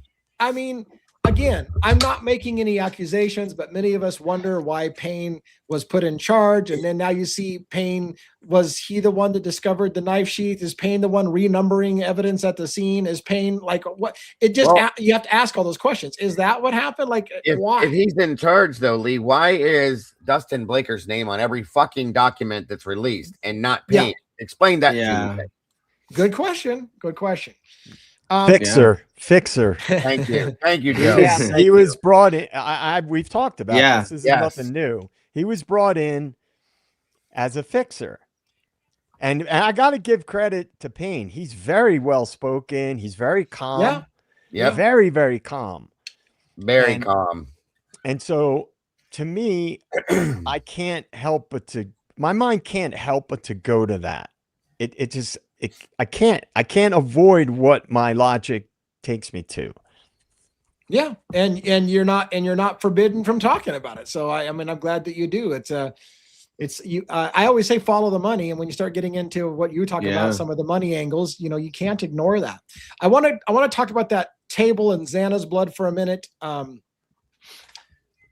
Sutton's report: Xana Kernodle was injured in proximity to this table. That was something that Sutton originally wrote. Xana Kernodle was injured out on the main floor by the ping pong table.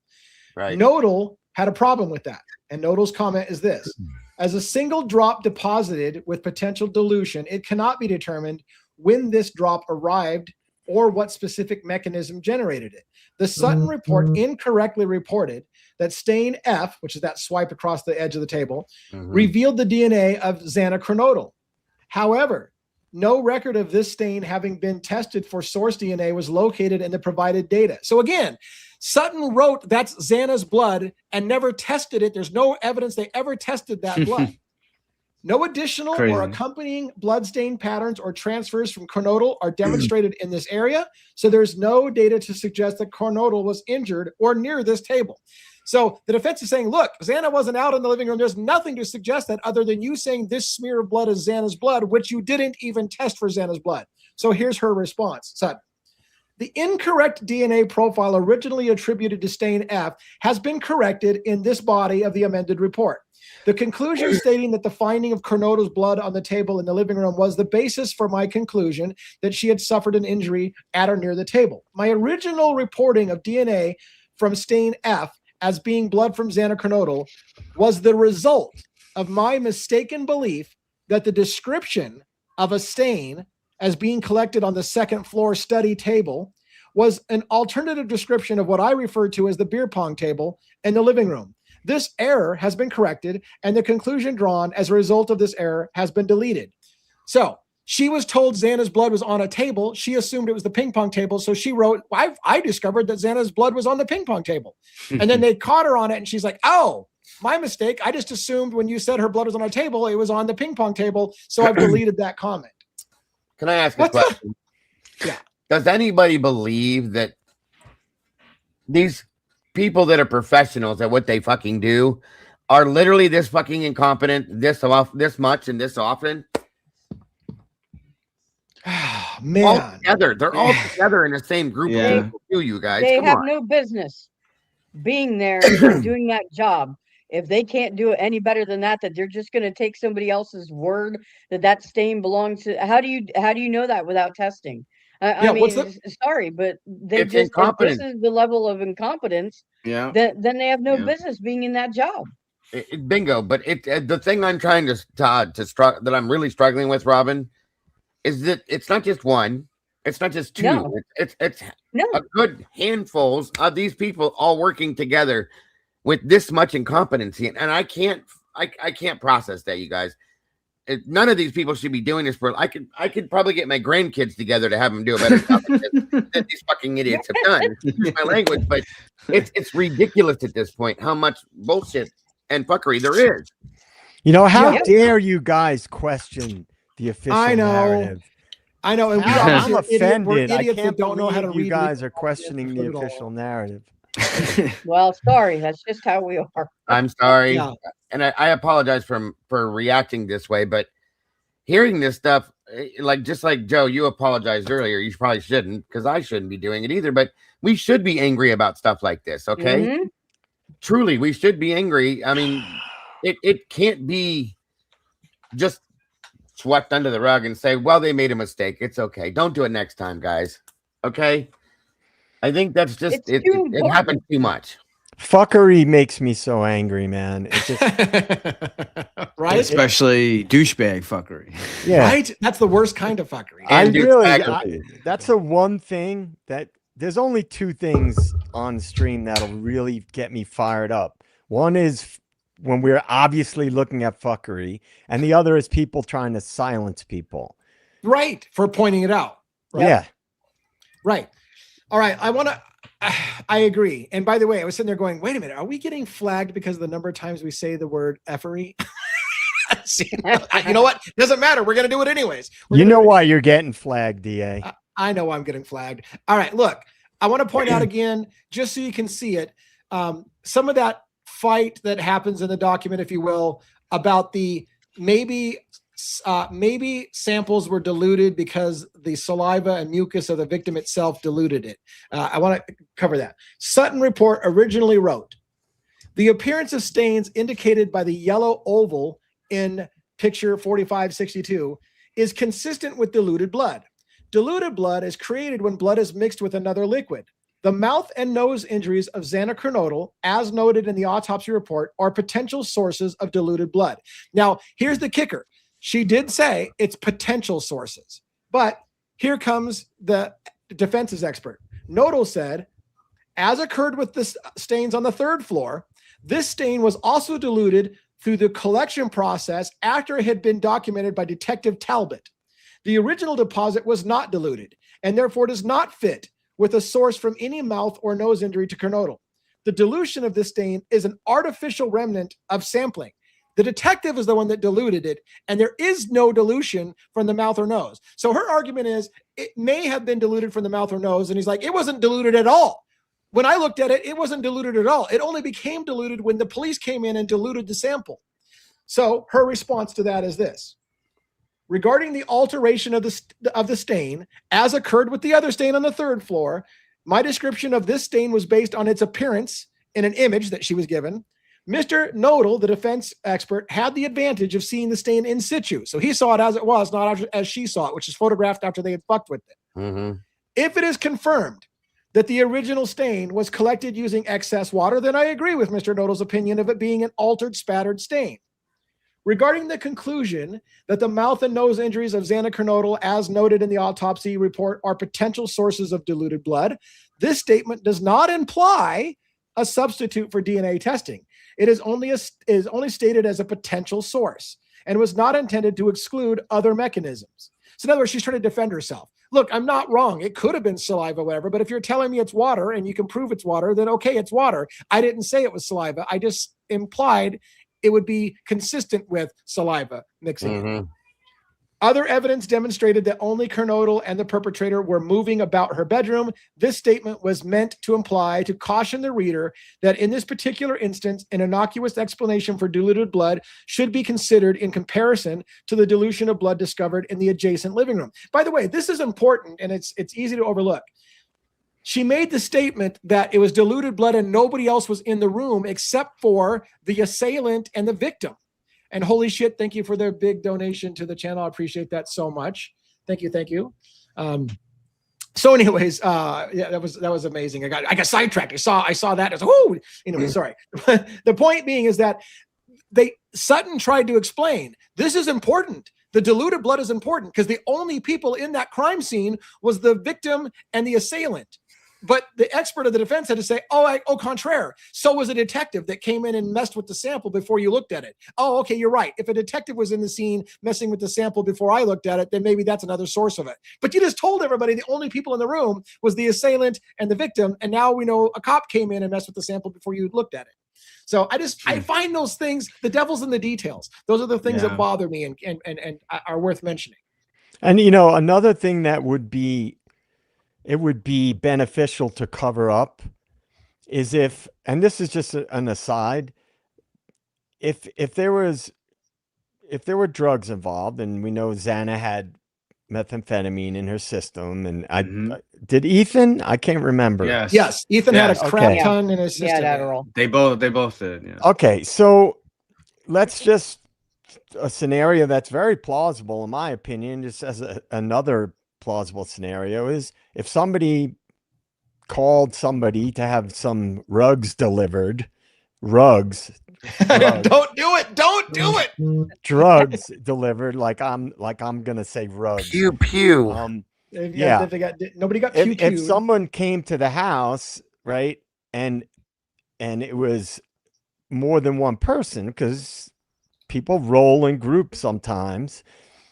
They show up late night to do a deal or whatever, or a drop off, and then shit gets out of control. You know, like a lot of times shit can get out of control. Like it's just reality. Like stuff happens. People are high, and when people are high and drunk, stuff gets out of control. And so that's just something that I think is very plausible as a potential, one of the potential things. Now, I'm not speculating as to who the perpetrators were directly related to drugs, but I'm based on rumors and things. We all know the names that have been dropped relating to drugs, right? Who may have been involved in drugs. The other BK, there's rumors about that. There's people that one likes to talk about that were in the area that night that were involved with drugs. So Oh yeah. sometimes shit can go sideways with drug related stuff and get really out of control, and people step in, and next thing you know, shit escalates.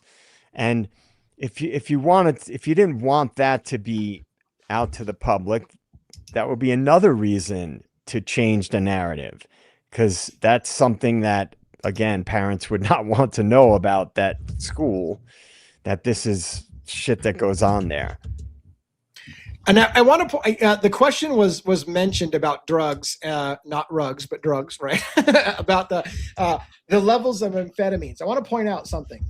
Kaylee and Maddie had, I don't think either one of them had any drugs in their system.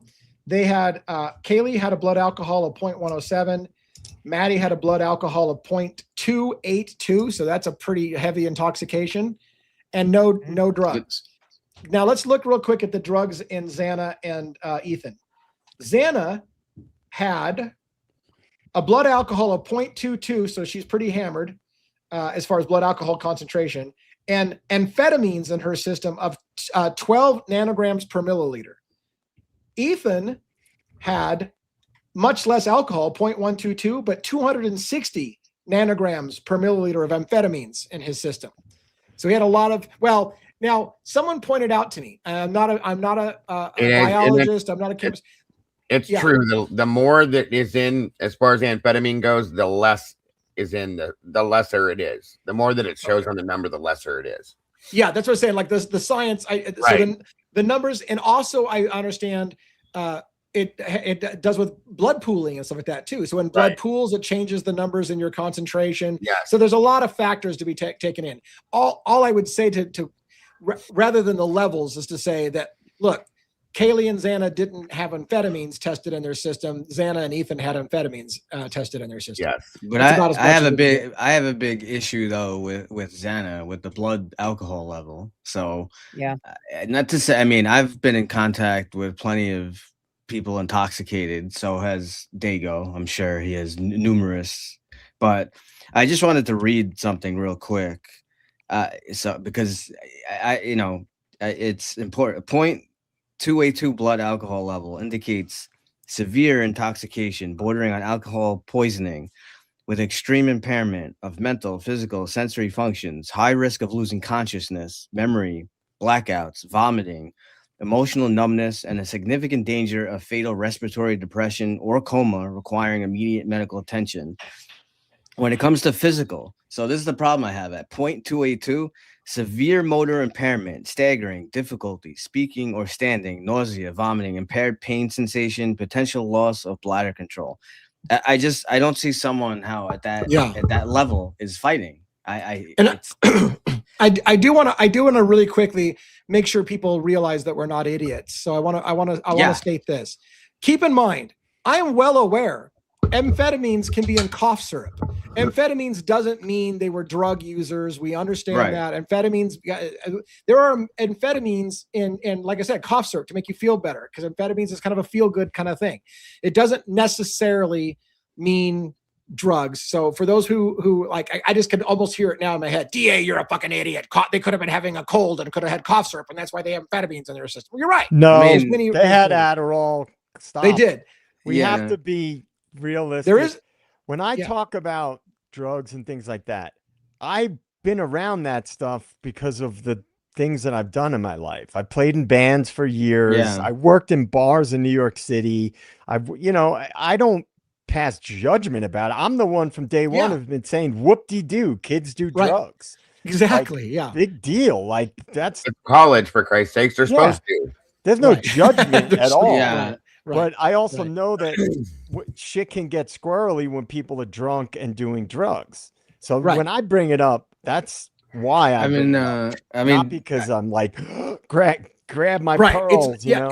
Right. No, yeah, exactly. And that's kind of my point. Like, we're aware, one, there's more than one way to get at amphetamines. Also, but yeah, they tested fentanyl, or they tested amphetamines in a blue powder form in a plastic baggie that was on Ethan. So that. So there's, I mean, that drugs, quote unquote, it's not a drug shaming thing. Again, it's not a drug shaming thing. That's the bottom line. I'd like Dago, what is your opinion on that with the .282? They should have probably been dead. No, I'm just saying, like, I don't see how she could have been fighting. Oh, yeah. Yeah, I mean, you're talking about extreme. I'm gonna say this, okay? I said the same thing when I saw it. I think that when you're in the mode of fighting for your life, granted, you're probably going to be a bit. She was definitely more than likely a bit off because she was drinking. But when somebody starts to come at you with a knife and attacking you, adrenaline can override some of the adrenaline. Thank you. Yeah, the adrenaline is going to start flowing, which will, in a sense, somewhat probably sober you up a bit. Now, I'll probably tell you that her motor skills were probably still off, and she was. That's probably, what I'm saying. Yeah. So in turn, that could be the reason why she did end up losing her life, because she wasn't able to be her full self at that point. And maybe, if she wasn't. I'm sorry. I'm sorry. I didn't mean to interrupt you. I was scared that we were going to get another 3 people watching and we were going to have 666 viewers and I was going to shit myself, but that's okay. We're sorry. I didn't mean to digest to interrupt you. No, you're good. I thought I said something wrong. My apologies. No. I just totally derailed you. It's okay. But like I said, I'm sure that her motor skills were off. I'm sure that she was not at her best. Now, if she hadn't been drinking, hadn't had that much alcohol in her system, maybe she would have been able to defend herself more. But I do agree with you, though, that it's just very high. I mean, that's why I'm saying that would have, in a lot of senses, depending on the weight of the person, thrown them into alcohol poisoning, possibly thrown them into a coma, per se. That's a pretty high level. Yeah. And I even wondered at that extent, did she actually drink that much, or was she forced to drink that much? Right. That's a problem I've had when I saw that number right away. I knew they were drinking that night. Right. But then take that amount of alcohol that they purposely wanted to ingest, and it makes me wonder, did these people sit them down, threaten them, and force feed them alcohol to prove a point, to be part of their thing, and then boom. You know what I mean? And I also want to address this person that, by the way, thank you again for the donation to the channel and talking about JJ and why the house was torn down. I do want to make a point about it real quick. I also think I still think part of the reason why the house was demolished was because they were afraid an alternative suspect was going to come forward and they were going to go back and retest that house for something that got missed, a nook or a cranny or whatever. And tearing the house down was the only way to make sure no other DNA ever got discovered in that house. So they didn't want anybody coming out there and going, wait a minute, did you test for so-and-so's blood? Oh, I guess we'll go back and look. No, there's no chance to go back and look because they tore the whole fucking house down. So, it is. And I wanted to add something that's come up a lot in this case. And people may not want to hear it, but it's dealing with factual reality. Even a tough athletic woman, I'm playing devil's advocates with ourselves. People I don't think Brian Koberger could do that to, whatever, they'd kick his ass. That may be true because he doesn't appear like an athletic guy. But a man in general, even a man that's not very athletic, is going to be, especially if they're on drugs or amped up, is going to be much stronger than and much more agile than an intoxicated person. Definitely. Because that's a key factor. Like if people were, partying and they're even mildly intoxicated, it makes a big difference. Mhm. So you wouldn't have to be a world-class athlete to be able to hurt people that are really intoxicated, especially if Right. you were jacked up on something. You know what I mean? Like, so that's just something that's just reality. Like if you have a bunch of intoxicated young people and everybody's like, Ethan's a big dude and all that. Yes, he is. But if he's intoxicated, and it doesn't take that much to get the upper hand on somebody that's intoxicated. Right. Right. And the thing is, though, too, like this comment here, we don't, there's still so much vagueness around where Ethan and Xana were. And no one that has been interviewed that mentioned Xana and Ethan said anything about Xana being plastered off her ass. I mean, because at that level, Ethan would have had to have been helping her walk, or she'd have been. I mean, but no one has said that she was that intoxicated. So Right. there's still so much vagueness around that. So yeah, to your point, Dago, when did she ingest that much alcohol? Exactly. The only person that ever came out for during the reports of interviews with their friends and people around them was about Maddie. Multiple people stated, I've Right. never seen Maddie that drunk before. Maddie seemed really drunk that night. I've never seen her like that. I Mhm. was really surprised at how drunk Maddie seemed that night. Blah, blah, blah. Repeatedly, people were saying that. So, okay. And again, I still go back to, was there somebody that was feeding them something, buying them drinks all damn night on purpose, giving them shots of stuff all night long on purpose? Were they trying to get these kids trashed for a reason? And Right. was it, I'm not saying that it was this plan, guys, but at the same time I am. Yeah, I it could be. It definitely was told could that be. people were following them around all night, Yeah. night watching them, Yeah. and if they were at the bar, here, have another shot. Here's another shot. Here's another shot. Right. And you Right. get them But- smacked, and then you follow them home, and they're not going to be able to defend themselves as well. And boom, okay, Right. But according to Mabit, it wasn't important, these types of tests.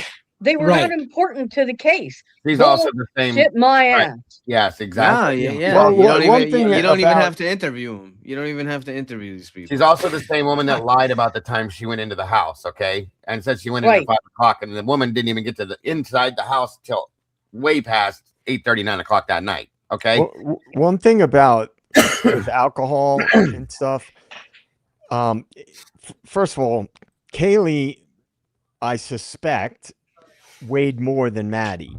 a little bit, yeah. Okay, so they could have drank the same amount, and then Maddie would have had a much higher Yes, BAC. yes, Another thing too is people that party a lot. You guys, I know you guys their know this, tolerance. but Yeah, yes, they have a higher tolerance. They could Right. have a higher blood alcohol content, and they could be wasted, true. but not be on death's door if they're Yeah, used to but drinking a that's lot. that's such a crazy level. I was though. that guy. Yeah. I was that guy. No, I agree. That's It's really a high crazy level. from- Yeah. from Maddie. Yeah, especially for someone Xana's size. She weighed what, maybe 120 pounds? Yeah, Right, it's a right. crazy level, crazy level. But I see in the chat people are saying if she was also taking, if it was Adderall and whatever, that can Yes. change the effects of it too. So it Also, that if you definitely do is true. If you do this every weekend, your body Right. gets used to that after a while. Right. Right. going And, back and, to what and to Joe be fair, is while we're talking about it, to be fair, I don't think we are basing our opinion about what could or couldn't have happened that night based on subjective ideas about who or who can't hold their liquor or their Right. alcohol or whatever. Like No. that's not what we're trying to do. Like I don't want to feel like I don't want people to get the mistaken idea that we're trying to say it couldn't have happened the way it did because they were too hammered or not No. hammered or not for whatever. That's not even part of the whole. We're just We're just- breaking down all the angles and the options that are involved with this whole story, guys. That's what we do all the time. So Right. Yeah, and I only mentioned that about Maddie and Kaylee simply because they could have literally drank the exact same amount, Right. and then their blood alcohol levels would be different. you know. Right, So, right. I mean, it has to do with your own body size and composition and blood in the system and all that stuff because it's a function of all of that. So, yeah. Agreed. Well, shit, another night. We're all talking about Idaho 4 and the colossal fuckery that is going on in the case. At least it feels like it. It still feels like it. And again, I just there's a part of me that's like, okay, well, if the families would come out and just talk about what they know, kind of these, and let me back that up. Let me word it this way. I've said this before and I'll say this again.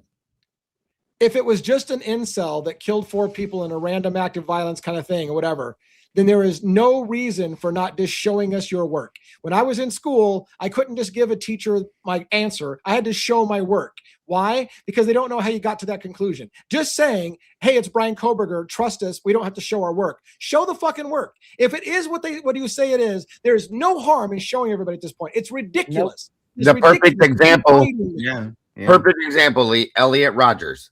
Elliot Rogers was 1,001% an incel. He killed multiple people. They didn't hide anything in his case. It was bing, bang, boom, cut and dry, black and white, done. It's over.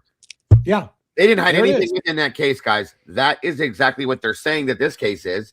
They've even attributed it to the same thing. Right. Why are they hiding everything with this, but they didn't with that? Same shit. And another thing, the incel theory, in my opinion, is null and void because there's a few reasons, but the big reason is in most of those cases, they kill themselves. Yeah, a lot of them do. Yeah. Murder, suicide. Mhm. So, and in fact, with many mass shooters, and that does happen. But also, it's like there's no evidence. There's no actual evidence that he was an actual incel, right? No. I mean, No. In fact, our buddy, evidence kept getting presented that was opposite. He had girls that liked him. He had he went on girlfriends. date. Right. He went on. Yeah, he dates. approached girls Yeah. at a He got party and got phone their numbers. phone numbers. That's not indicative of an incel. No. No, and it's not. Willie proved Casey Arnst was his girlfriend basically for all purposes. They were always together throughout high school, after high school, during high. I mean, they were friends. They were boyfriend, girlfriend, blah blah blah blah blah. We proved that already. Like you just said, Joe, the 2 girls at the pool party. The dude had enough balls to sit down between the 2 of them, knowing one was in a relationship and still keep going. That's not an incel. Okay, not even close. Okay, and so that's ridiculous. That shit pisses me off so bad. Yeah, and it dawned on me, like, sometimes we forget, like, not everybody even knows what the term incel means. It's kind of a common modern coinage of involuntarily celibate. It's basically saying you're such a loser that you can't get laid, so you're involuntarily celibate. And then the idea is that because you can't get laid, you get angry and hate all people that because they don't find you attractive, and therefore you have to kill somebody because but that's the term incel, is the idea, involuntary celibate. So for those who, I mean, I know that it's kind of common, but some people in the chat were trying to figure out what it actually meant, and it dawns on me not everybody knows what all these terms mean. But it's just like I said, I see, Amanda, you're mentioning Dexter. Yeah, we could use Dexter here, a blood specialist. I missed the early seasons of Dexter, but anyways, I miss Dexter, period. I love that show. Yeah. Well, I think I'm kind of spent. I'd like to take a break. I've been looking at crime scene photos and reading morbid descriptions of the deaths and analyzing what that means and about the fuckery of changing numbers of evidence and stuff like that. I'm kind of burnt myself, so I'm gonna try to encourage us all to call it an evening and move on to something different, to take a break. As my normal thing would be, first of all, I want to thank all of the gifters. We had gifters in the house tonight gifting money to the show and helping out. We seem to be getting quite a bit of new people on board who are enjoying what we're doing. We get lots of praise about the channel and things like this. And so thank you so much for all the new people that are new to our show. We do talk about things, by the way. I swear we do talk about cases other than Idaho 4. But it's, this is the result of something being gagged for 3 years, and they keep dumping a massive amount of stuff on the public. And we have to now look at it for the first time. That's what's making this case stay around so long is we're getting to look at the evidence for the first time after 3 years. I honestly think, though, Lee, that everybody's here because we talk about Idaho 4. That's true. That's true. It is. Truly. I mean, Yeah. that's at least my opinion. Yeah. I mean, if All right, people so are still believing the official narrative now, guys, I don't know what to tell you, man. I mean, it's like it's okay to admit you were wrong. It's okay. Like people get invested in something and whatever, that's fine. But when you have to be open to changing your mind. Yep. I had this comment, and I'm glad that I don't remember the user's name. I had this comment today. DA, I like your show, and you give me a lot of things to think about, but I can't get over the fact that the guy pled guilty. You just don't plead guilty to something you didn't do. So I don't know how to get around that. And I'm like, it happens every day. Right. It happens every day. Yeah. Why don't people not understand that? Somebody please explain that to me somehow. Like, unless you just don't understand it, like you don't understand the law. It happens. Dago, people like neatly packaged things. Yep. There's a lot of people, and we are not we are collectively not that type of person. Right. And so I understand it. There's actual psychological theories that explain it. Some people like things neatly packaged because it's scary to people to accept some of the, crazy ebbs and flows, the way things work, because it's threatening. And I'm not insulting anybody. I'm not saying this to insult anybody. Go look at the statistics, people. For those of you that believe that I can't get past he pled guilty, that just doesn't happen. Go look at the nationwide statistics on how often that happens as compared to people pleading guilty to something they actually did. They're way higher, folks. I swear to God they are. Go look at it. Yeah, most people deny that they did things to their grave, even if they did do it. Much less in comparison to the opposite, which they're confessing to stuff they didn't do. But yeah, it's insane. I'm sorry, but that blows my mind that you guys, especially people that are in the true crime genre, that follow these communities, that go to these channels that cover all the cases we've all covered, folks. You got to know things about crime to be in the true crime communities. I'm just saying, at least little things like that, Yeah, and real quick to emphasize this, and then we'll close out. It's true. People inherently don't want to believe that innocent people go to jail for things that they didn't do, and so it bothers the psyche. Like there's a level where people feel that it has to be true that they're guilty because they don't like the idea. It sits wrong with them that somebody could be in jail for something they didn't do, and so it's just hard to accept. I get that. All right, let's do this. Let's close. Robin, 1-1, JJ, and then Dago. So Robin, what are your thoughts for closing for tonight?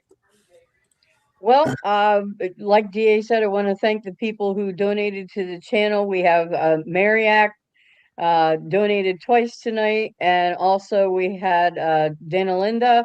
Wow, you guys are generous beyond belief, and so thank you very much. But we can't stop pushing. It's frustrating. So frustrating, but this is exactly why we have to keep going and keep doing what we're doing. And thank you to each and every one of you for coming out. Thank you for liking the videos, sharing the videos, commenting on the videos afterwards.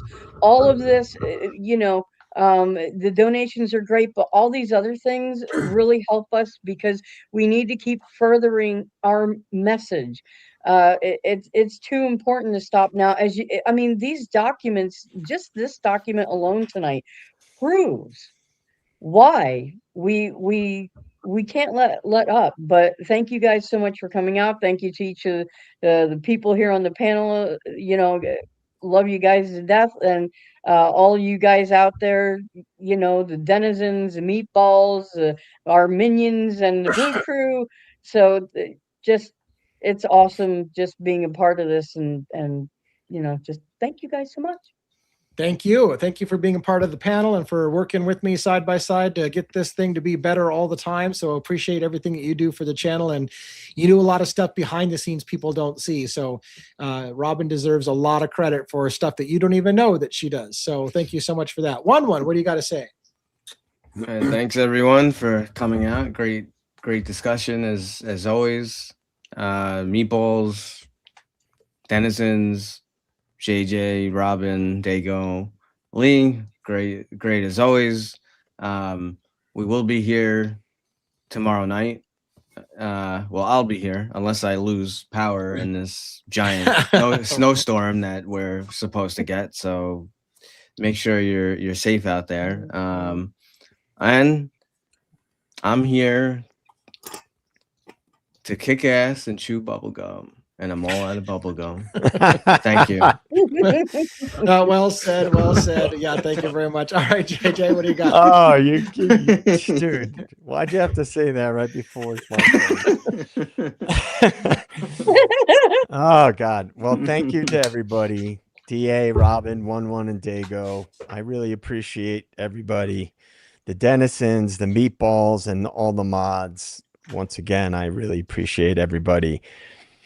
I just feel like we're doing the right thing, man. You know, you can't worry about being the bad guy when you're speaking what you truly believe. I think that sometimes it bothers me too to be saying things that might be upsetting to some people. But to me, I think it's more important to be at least sincerely seeking for the truth. Like, I don't give a shit about being popular. I don't care about people agreeing with me. I believe that you really have to, if you're really being sincere about what you believe, then it can't be wrong. You can be proven wrong and you have to be able to accept it. But I think you have to still seek the truth, even if it may be unpopular to do it. So thanks again to everybody. I appreciate it. And we'll be back tomorrow. Yeah. Talking about the Kurt Tomorrow Cobain is case. Kurt Cobain. And I have awesome. I pulled out my Kurt Cobain journal book that I have. Oh, nice. Yeah. So there's some interesting stuff in there we might want to touch on tomorrow as well. Very cool. Very cool. All right, Dago, you get to say, well, next to last words. I say the last words, I guess, but you get to say next to last words. What do you got? I just want to thank everybody for having me here, for welcoming me, even the people that don't acknowledge me. I appreciate you very much, all of you. I think it was another amazing conversation. As always, I look forward to this every day. This is the highlight of my day. To be able to sit and have these awesome discussions with you guys. They truly do round out my day. Even though I don't sleep, they do help me not sleep as much. I love that. Very, very much so. And I love the comments. You guys are just truly amazing, and I appreciate every single one of you. I no longer, if you haven't noticed, separate the communities, because in my opinion, it's one big family now. I'm very happy with this. And don't forget, folks, tomorrow to tune in for another episode of what really happened with Kurt Cobain. I'm looking forward to that as well. And have a wonderful rest of your night, folks. Be careful, be safe, stay warm, and God bless. All right, everybody. And when I said thanks to all the panelists, we have a bunch of unsung heroes on both sides, in Dago's community and my community, that do so much for both of our channels and the combined effort. We can't even honestly list all the names, but there are many unsung heroes that are doing shit behind the scenes as well. So thank you all to the community that supports this, the donations like the one that came in just now.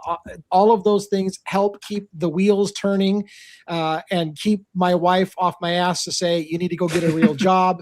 So that's always a good thing.